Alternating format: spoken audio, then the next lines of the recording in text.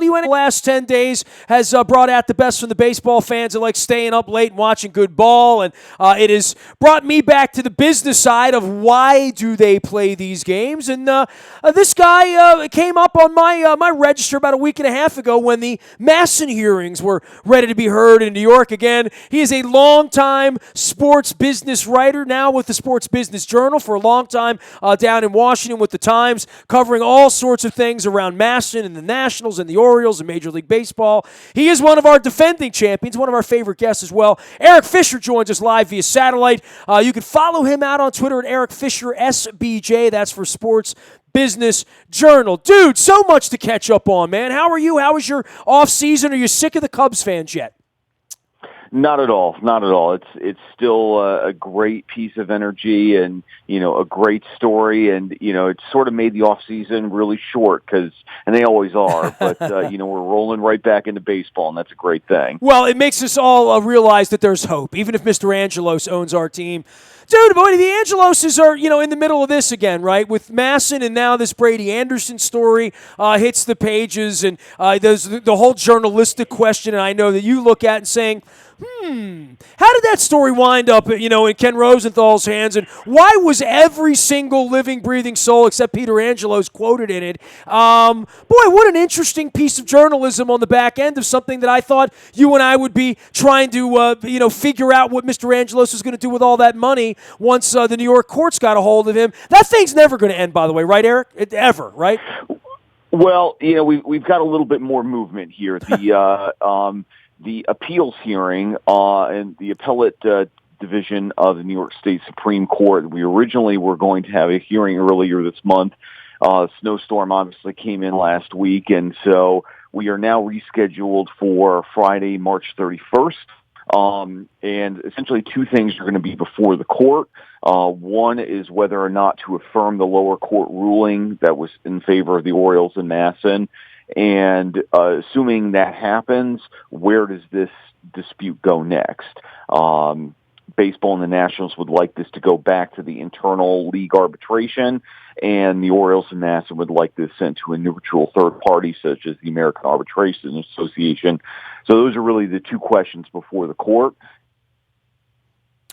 Hearing coming up on March 31st. How long will that take? I mean, this thing's only dragged out 12 years and 6 years through the courts, and you and I have only been talking about it for about 3 years now. What then happens? Is this a 20-minute little thing? Well, is this something where you're going to go in? I mean, Peter Angelos doesn't walk in there, that's for sure. Kind of a hurry up and wait. I mean, the actual part before the appellate judges, it's sort of a speed round of sorts.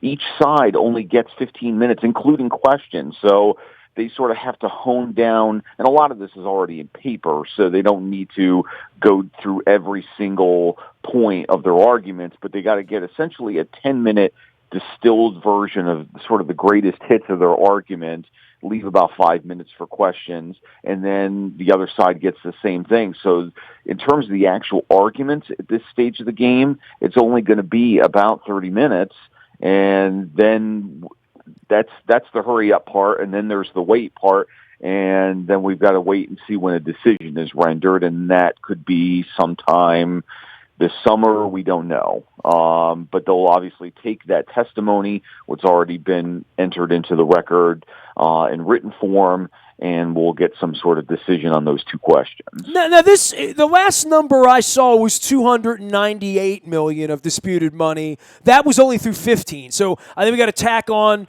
a part of 15, 16. We're into 17 now. The number has clearly grown to well in excess of $300 million. That all sits in the vault of Peter Angelos at this point. The Nationals and Major League Baseball trying to get after it. I don't know what it means for Manny Machado, right? And maybe, Eric, this is where we intersect the Machado and Adam Jones and the World Baseball Classic and what happens to Machado and what happens to Bryce Harper. But this is a chunk of money that, certainly the Angelos family, shameless people, would have no problem saying, well, we got docked $200 million by the Nationals. That's why we can't sign Machado. I mean, Angelos would fire out, faxes after firing general managers blaming Cal Ripken. I'm not making that up. That happened. So I can only imagine the $200-300 million at stake here that, to some degree, some of this gets tied to guys like Machado and Harper because this really is a whole lot of money, and it's really going to cost a whole lot of money to afford those kind of ball players that these franchises have been lucky enough to have generational ball players fall into their lap as all this money fell into their lap as well. Yeah, it's sort of an interesting time here. We're going into a new labor term here with an agreement that I think even the teams themselves are still trying to get their arms around, and in terms of what the economics look like going forward. Negotiations will start in probably another 18 months to 2 years in terms of the next round of media contracts on a national level.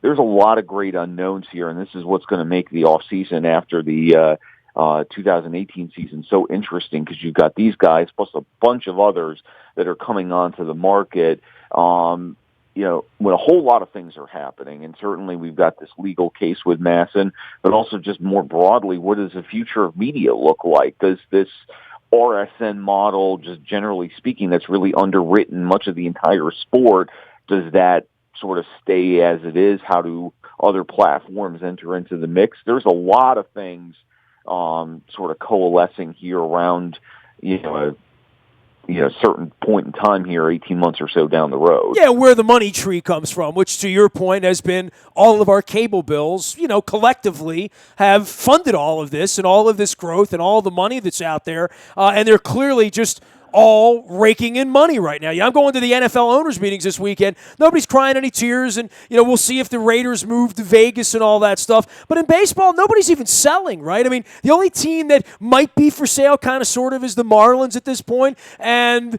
that will set the market at the bottom of the bottom, right? Because their revenues historically haven't been all that great in the media side of things, and certainly not at the box office. But it's well chronicled how much they've lied to get that stadium built down there. Yeah, we had a period of about 4 years, just shy of 4 years, which is really the longest period in the entire free agency era between team sales.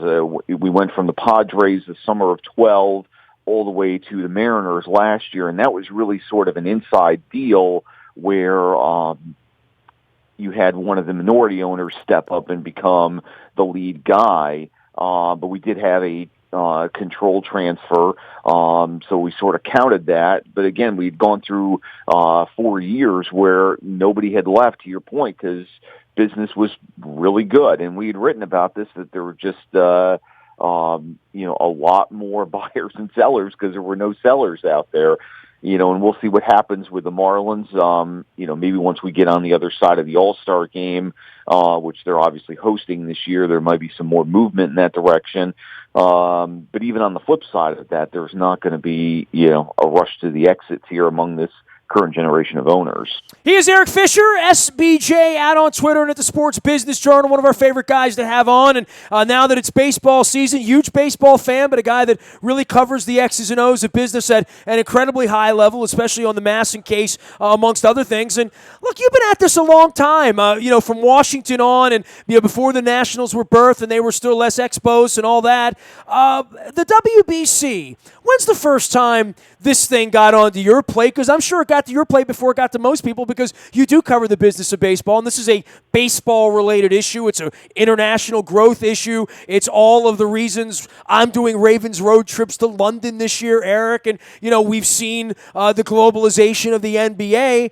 Baseball's trying hard, and this is their little swing at it every couple of years. And, I experienced part of it a number of years ago, back in 2009, out in Los Angeles. I covered the NFL owners meetings, as I'm going to be doing in Arizona this week. If the finals were in Arizona this week, I would go to Chase Field, or whatever they're calling it this week, the Bob, and watch baseball. I did that at Dodger Stadium a number of years ago. It's fun. I think everyone that's watched this from Miami to San Diego up to L.A. has enjoyed it. It's been a little too late at night. But, this thing started as this embryo of a dream that everyone sort of thought about. And now that they're 4 times through this, this has turned into a nice thing, and you know why? The players care. They like it. And when the players care and they're vested and they're into it, you're probably going to get a pretty good brand of baseball, right?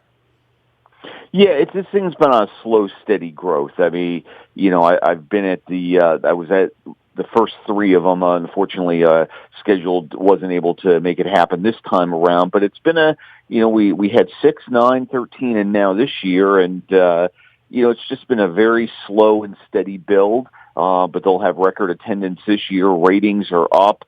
And it's not a huge thing, but it's a legitimate, $100 to $125 million revenue event. Helps extend the season a little bit, but really the big thing is just to extend the MLB brand internationally, and we can sort of talk about what may or may not happen here domestically, but really the big thing is just to sort of spread the gospel outside of the United States. And we saw huge crowds in Tokyo, beginning to make some decent inroads in Europe, and certainly other parts of East Asia and Latin America continue to be baseball strongholds. And really what baseball and the Players Union, the co-owners of this event, did is it really sort of took this international thing on their own terms. There's been all sorts of back and forth with the IOC as to what baseball should be in the Olympics, and they've really continued to press on shutting down the major league season for a week, 10 days, whatever it is, to allow an Olympic tournament to happen, and that's just been a non-starter. Why would baseball need the Olympics? I mean, the Olympics are like, more corrupt than baseball at this point, quite frankly, and they would be not in any control of any of it, right? I mean, this is why I love this event, that basically after 10 years ago, 12 years ago, when the IOC pulled baseball from from the Olympic program, Bud Selig and Don Fehr created their own event, and I just I kind of really admire that sort of gumption, and it's like, you know what, we don't need you. And the Olympics have gone on and done their thing, baseball has gone on and done their thing, and I'm totally okay with that. He is Eric Fisher, SBJ, out on Twitter and at the Sports Business Journal, covering the business of baseball. Certainly the business here with Machado and Adam Jones and Masson story, and then this Brady Anderson thing comes out. Put on your business hat, put on your media hat, put on your baseball lover hat. This is an interesting story on a lot of levels as to why it was written, how widely quoted they all were, and then what's the upshot of all of it. The Orioles have definitely had more success recently, but this was not a good look for the organization all the way around, I didn't feel. Well, you're obviously much closer to this than I am, but this kind of just speaks to sort of where we are with this organization in a general sense. That historically speaking, we're at a real high point. I mean, 5 straight competitive seasons, winningest team in the American League for the last half decade. I mean, they've been putting out a continually good product, but in terms of having a clear sense of duties, roles, functions, public visibility, all those kinds of things, this is where sort of the off the field and the on the field don't necessarily match up. And I think that's, part of what's going on here in terms of what exactly is the role here. Well, this is going on in their marketing department. It's going on in their media department. It's going on in their public relations department. It's going on in the group sales. It's going on in the corporate sales. This went on when they did business with the Ravens and when they did business with Home Team Sports. And, and when they do business with each other, which is why you and I became, mates here and covering Masson and fighting with the all of it, top to bottom. We talk about the Redskins, and I know you covered them for a period of time as well, and you're intimately familiar, and, their warts all have come out in the last month. That hadn't been a good month for them. This is a wart story for an organization that it's sort of like shooting fish in a barrel. When a place is poorly run, it rarely rights itself, right? Well, it can, but again, you need clear lines of duty and structure and function and visibility, and you sort of think about how successful organizations, regardless of the industry, run. You've got clear, bright lines. accountability to your various stakeholders, and sort of everybody is rowing in the same direction because they know the direction they're going. And, again, we've seen this with a number of teams when those priorities, those roles, those plans aren't all laid out and clearly understood by everybody involved, you get some issues. And I just, people seem to like Brady, and he seems to have something to offer here. But again, it just kind of, as Ken, who's very good at what he does, what exactly is the role and function here? Well, the role and function is try to win baseball games, and they've done some of that. The pitching leaves a lot to be desired, and I know how much you love the game and watching the game and breaking down the game. Some thoughts about the season and who's going to bring down the Cubs? How are the Red Sox? I mean, the Yankees loading up and the Indians loading up as well. This is an interesting time in a lot of places. Another good story is these National League teams that can't compete in Atlanta and Philadelphia, Milwaukee and Cincinnati and San Diego. Just the dregs. There's a lot of that going on this time of the year too, but there's also a lot of hope in a lot of places. Well, and really, I think it goes even deeper than that. There's really only a handful of teams that I think are really far, far away than in terms of your San Diegos and your Minnesotas and so forth, that even some of your rebuilding projects that you could see Philadelphia, Milwaukee, Atlanta, Tampa, some of these folks begin to kind of turn a corner and not be completely out of it. It just, again, there's only a small handful of these clubs like San Diego who are sort of raising the white flag and like, listen, we know we're 2 years away from competing, but we're trying to get a plan together. So, I think it's, we're going to have competitive balance has really been a big thing in this sport over the last 8 to 10 years, and I think it's going to be another one of these things. And I think it's going to, not back out of the who's going to win the World Series question, but I think it's going to be a lot of who gets hot in September, who stays healthy, and who pulls the trigger on some sort of move in July. I think this is going to be a big trading deadline again with some of these free agents coming up, and you got a situation like Kansas City where, they're trying to figure out whether the window's open or closed, and, could be a couple other clubs like that. I think this is going to be a huge July trading deadline, and I think it's going to have some significant impact on the pennant races. Huge trading deadline. That's your prediction on this. Well, be interesting to see who the buyers and the sellers are going to be at this point. And this time of year, every year, I'd say, who's the team that last year did this or could be that? I love the Astros last year, and we all know that fell apart early. I think there's still a lot of reason to like them. I think you can make a case for the Mariners. You could certainly make a case that the Mets are coming back this year. But, I do feel like it's the Cubs and the Red Sox and sort of everyone else. And even the Indians have felt like they've been left out of the March predictions to a lot of degree. And they played some great baseball. They're getting the pitching back this year. You got a team for me that's going to climb this year. A team that's going to be in the September pennant race that maybe we don't look at it right now and say they've been in it often. Nobody's talking about Pittsburgh, but I think there's a real bounce back from Pittsburgh. A lot of folks are writing off McCutchen. I'm still high on him. He seems particularly driven to prove a lot of people wrong. So I'm not saying that they're going to knock off the Cubs, but I think they're going to give them certainly a whole lot to think about. And exceeding expectations, I'm high on Pittsburgh. He is Eric Fisher. You can follow all of his Sports Business Journal little tweets and blogs and quips and baseball stuff out at sportsbusinessjournal.com as well as at Eric Fisher SBJ. March 31st, huh? That's the next date on Masson. That's when I'll be bugging you again, I guess, right? Indeed.